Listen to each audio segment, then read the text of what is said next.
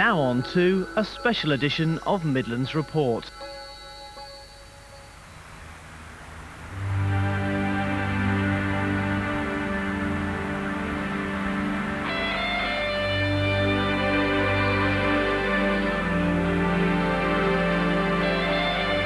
New Street station in Birmingham is one of the country's busiest mainline stations.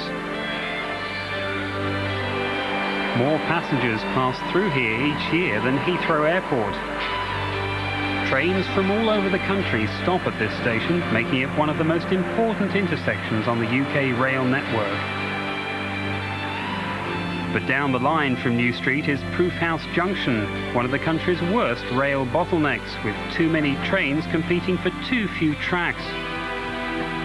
But Railtrack hope to improve the situation in just 19 days.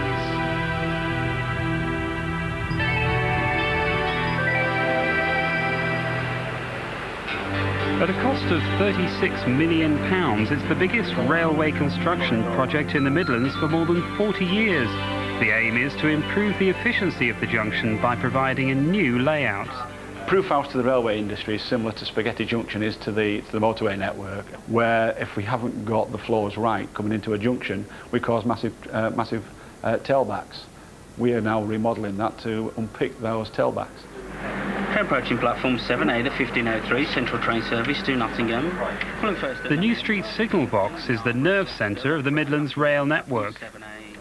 Well, we've got Birmingham New Street station to our right here, and this is Proof House Junction, where you've got 4 converging routes from Aston, Coventry and Derby and the Bristol area. And the Aston lines converge into the Coventry lines in this area, and the Derby lines run along the top. So every time the service comes from the Aston line, it conflicts with anything wanting to go Coventry or coming in from Coventry. For the work to be carried out in such a short time, Railtrack made the decision to close Proof House Junction and reroute trains around Birmingham. It's an ambitious project which is part of the upgrading of the main route between London and Glasgow. The schedule of work is tight and they can't afford to overrun. Over the 19 days we essentially go through 3 phases. We spend the first few days, half a dozen shifts, ripping out infrastructure, taking down the wires, taking out the track, demolishing bridges. And then we go into a phase where we're bringing equipment in, and that is we're bringing in the new ballast, we're bringing in the new track, putting the wires back up. And then the very last phase is where we are testing everything and checking everything. That's the main signalling commissioning phase. But closing Proof House Junction for 19 days will mean major disruption for passengers, nowhere more so than here at New Street. Well, the main one that the passengers will see is the tunnels behind us here, the ones that will be closed. So therefore, we've got to get the passengers through the station and on their onward journey. So above us, we will have all the bus lanes, bus routes to be opened, and we will be running at the peak times approximately 15 buses per hour, particularly to Aston, which is the main interchange point for the central cross-city services. Someone who will be keeping a keen eye on the Proof House project is Donald Jones. For the last 40 years, he's been making scale models of the Midlands rail network. He's particularly interested in the alternative routes being used during the closure. The black area shows all of the tracks that would be eliminated when Proof House Junction is not in use. If you can imagine the London train coming into Birmingham New Street and maybe even going on to Wolverhampton, that one would have to take a complete diversion north of Birmingham. At the moment it's lit up, it would carry on through Aston, through into the back end of New Street, instead of tracking along where the black is. Some of the routes which bypass Proof House are not normally used for passenger trains, so drivers who are unfamiliar with them have to undergo special training.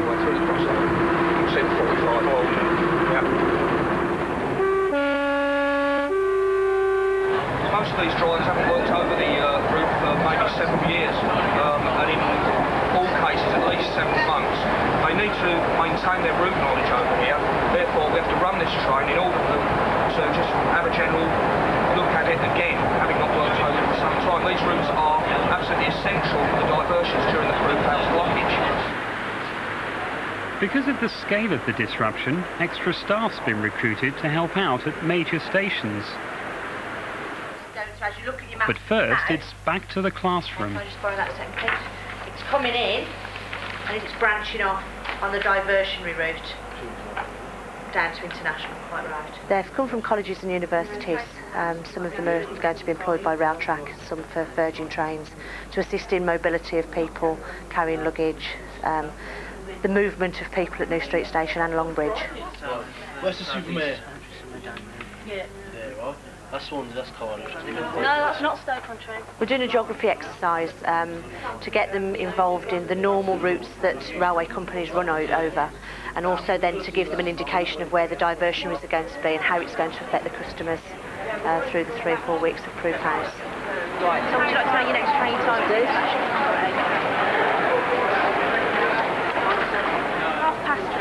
6, 18:30, and it's Southampton. Yeah, lovely. Okay. Yeah, thank you very much. Thank you. Right, come on then. That way. At the Proof House site, everything's gearing up for the start of the blockade. Checking arrangements are in place. John Fruit's just mentioned to me about... It's the culmination of almost 2 years of meticulous planning. Teams of civil and electrical engineers will work in shifts, 24 hours a day, 7 days a week. There's some tunes right on. It's essential that everything goes according to plan, and because of the scale of the work, the stakes are high. No one can afford to make mistakes. There's probably 2 catastrophe situations that could happen, and we're going to do our best to make sure they don't. There are live signalling and telecoms cables that run through the project while we're working that feed Railtrack's infrastructure elsewhere. And we've got to be absolutely certain that we don't damage those, because they will affect the diversionary routes and will cause mayhem if we damage any of them. And also the bridge beams, box girders that are coming down from Lanarkshire, if anything happened to those on the motorway or they got damaged in transit, we would be unable to replace them. We have a huge number of risks, and some of them are showstoppers. But we're slowly ticking them all off as we get to the blockade, and fingers crossed the next 19 days nothing disastrous is going to happen. Just before midnight on the 9th of August, the last train runs across Proof House Junction.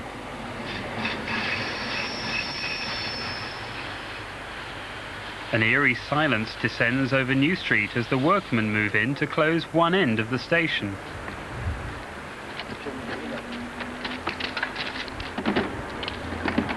But overnight, one of the project's worst nightmares becomes reality.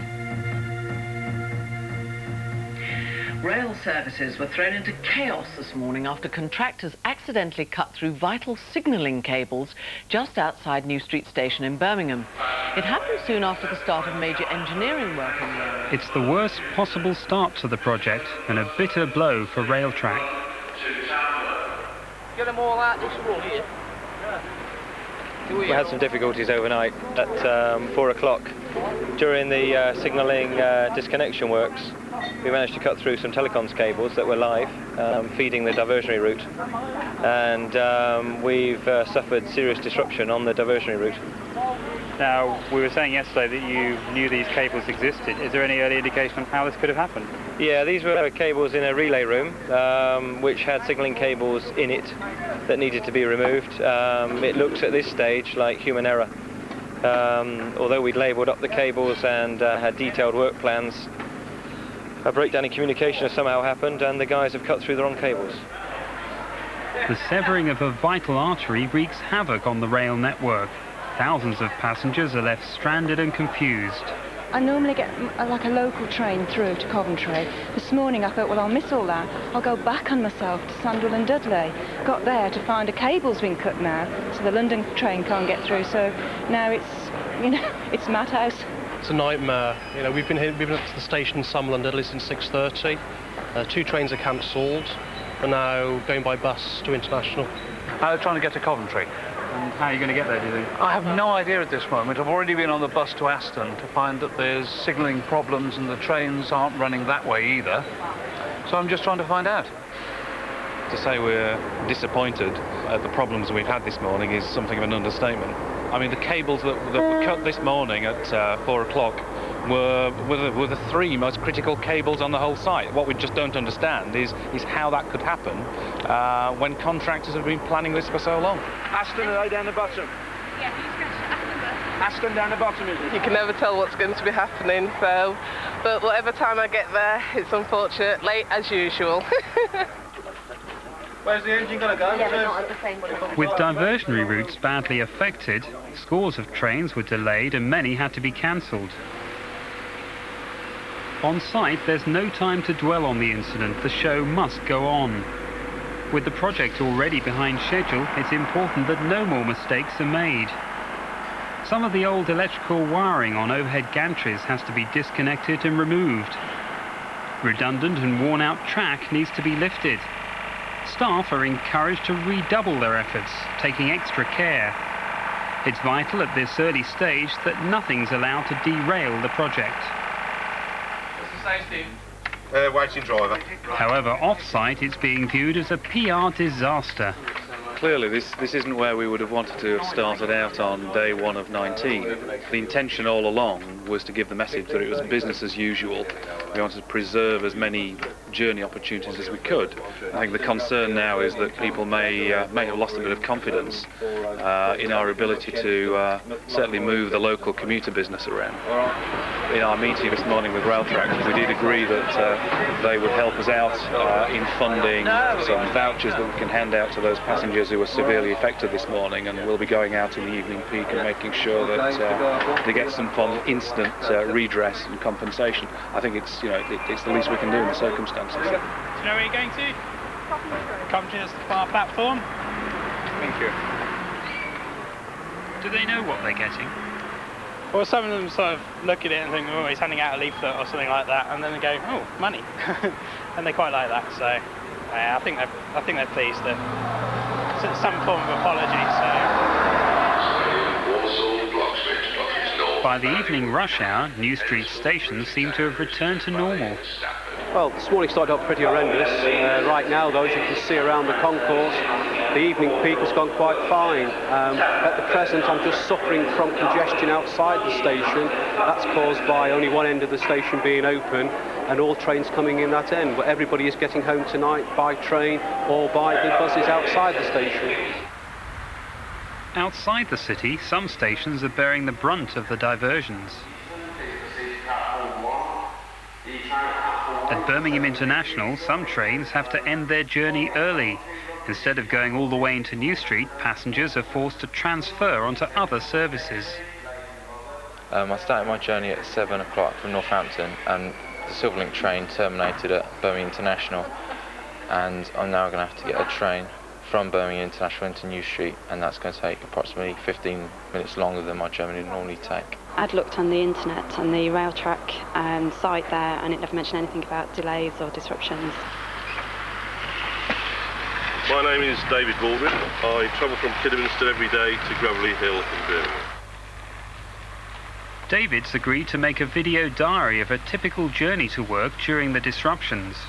My journey varies from day to day. I can never tell how long it's going to take to get to work because of the different circumstances along the route. David normally has a fairly torturous journey to work, having to change trains 3 times. But the Proof House disruption means extra changes and an extended journey time.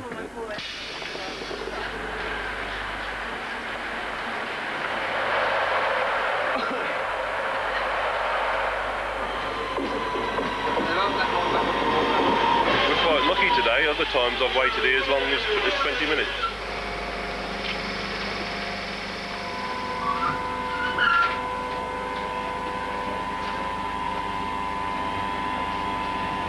This is one of the shortest leg of my journeys. It only takes about 10 minutes. That's assuming there's no, we don't have to wait in the tunnel for the traffic to clear in the station, as we do some days. Unfortunately, today is one of those days.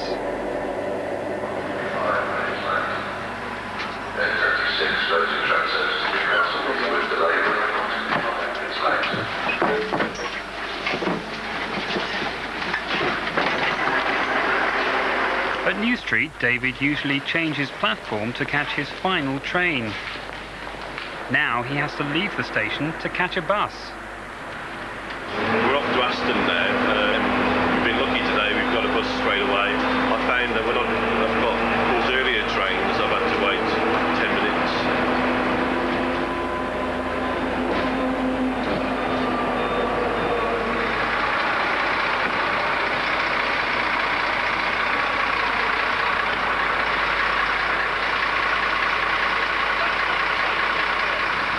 What time's the next train from Lichfield? 8:43. Thank you very much. 8:43 from Aston to Blake Street. This train is now running 8 minutes late. I can see today that they've informed us that the train is 8 minutes late, but on the Friday there was no communication at all, so things are getting better. The last leg of his extended journey, a 3-minute trip by train. Yeah, today has put about half an hour on my journey from the normal times before the disruptions. I'm off to work now, so see you. Bye. David's philosophical about the longer, more complicated journey, but to get home at a decent hour tonight, he'll have to work through lunchtime to catch an earlier train. Proof House Junction runs over 2 Victorian bridges which need replacing. A specialist bridge building company in Scotland has been commissioned to provide the replacements. For the last 6 months, the Lanarkshire Welding Company has been designing and constructing 2 new bridges. There's no room for error as the bridges must span the gaps precisely. Every piece of this gigantic Meccano set must fit properly before they can leave the factory. We do a full trial assembly of the bridge in-house, and the bridge is basically completely fabricated and erected here in our factory. It's then match-marked into its individual pieces so that the pieces are not interchangeable at the end of the day. They can only go back into one place. And then it's broken down in the surface treatment, the paint system applied, the waterproofing is applied, and then we put it on the transport and take it to site. This contract involves the movement of 44 heavy haulage vehicles from here to the site in Birmingham. And obviously we can't load 44 lorries in one day, and conversely we can't offload 44 lorries. So it takes a big planning operation to actually bring everything together so that the pieces arrive on time in the correct order.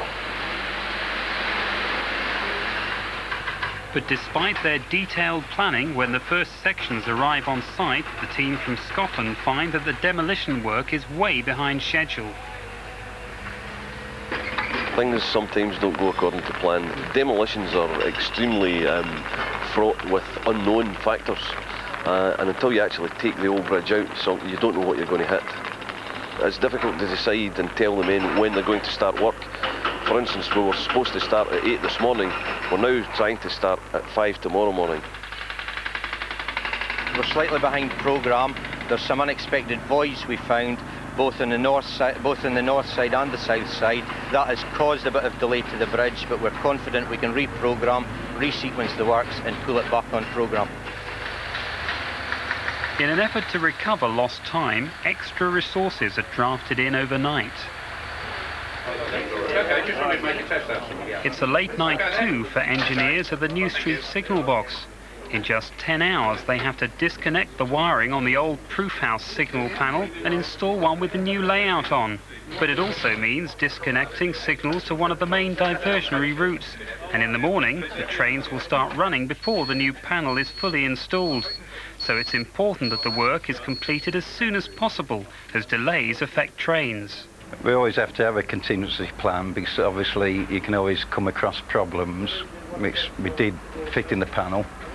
So we'd planned to have staff out on site, so we didn't get the operational railway back at the time that we expected.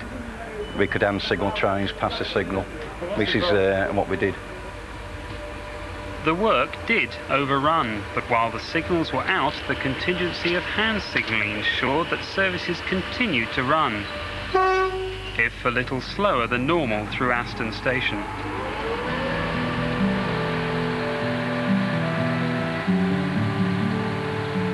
Back at Proof House, the demolition work's completed and Dan Banks and his team make the final preparations before the bridges are put into place.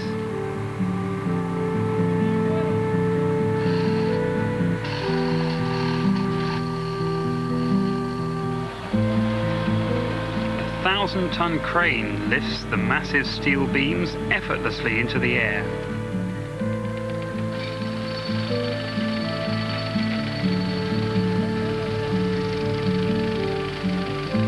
No two beams are exactly the same, so they must go in the right order and the right way round. There are 5 beams for each bridge, and they have to start in the middle and work outwards.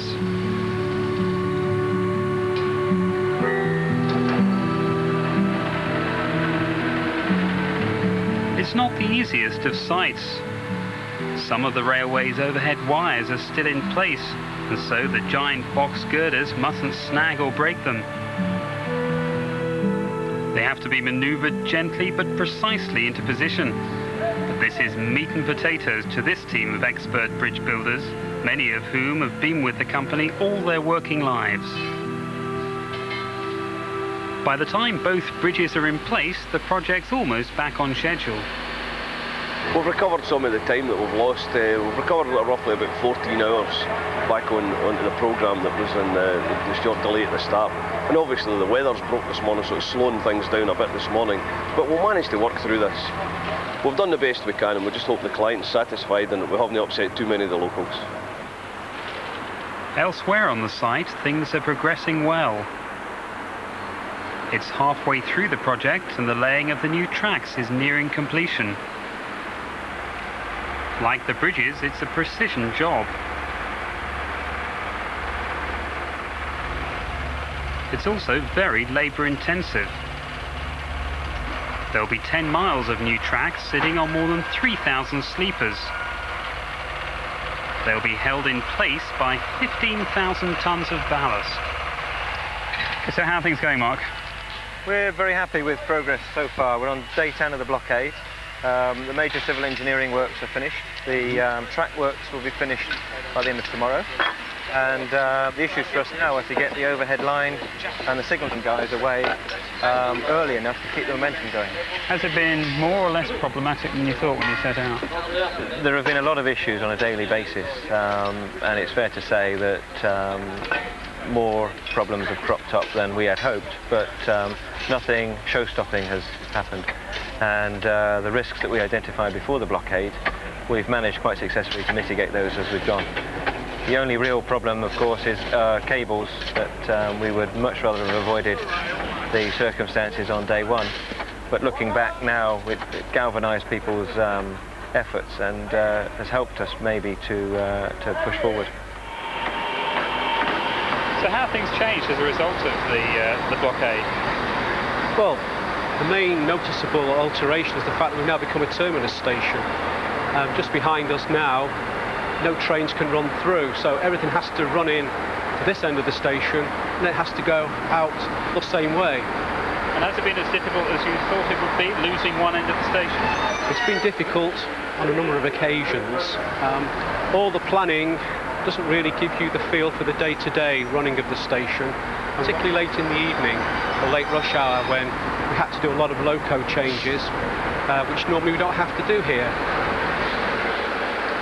I'm actually travelling from Worcester, and normally I can get trains home about 6, 6:15, but most of those have just been wiped from the timetable at the moment. So how really has it affected you over the past few weeks?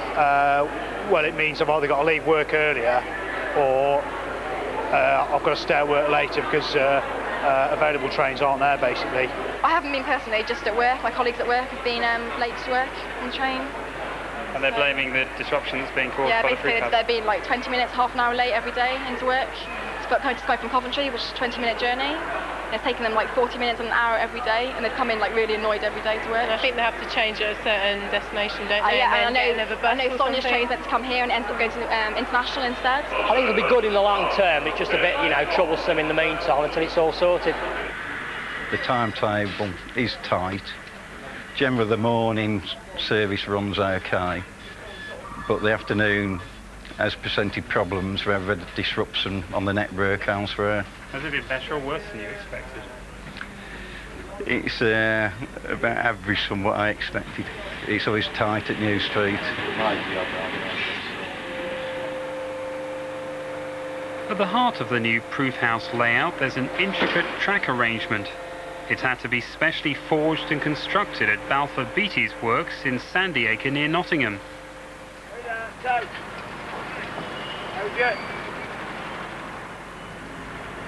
It's one of the largest jobs they've undertaken, and it's probably one of the most important ingredients of the new improved junction. It includes 4 important crossovers forming a diamond pattern on the track. There have been 13 phases to Proof House, but the layout that you've seen here today is probably the most complicated, and it's also the final phase of the project. With all the markings and everything that we've put on, make it like a giant jigsaw puzzle. So really it's a case of everything's numbered up or marked up with lines and so on. So it's a case of lining things up, making all the numbers in line, and it should go together well. All right, 1, 2, 3, go. Just go slope to the slope and put it on the top.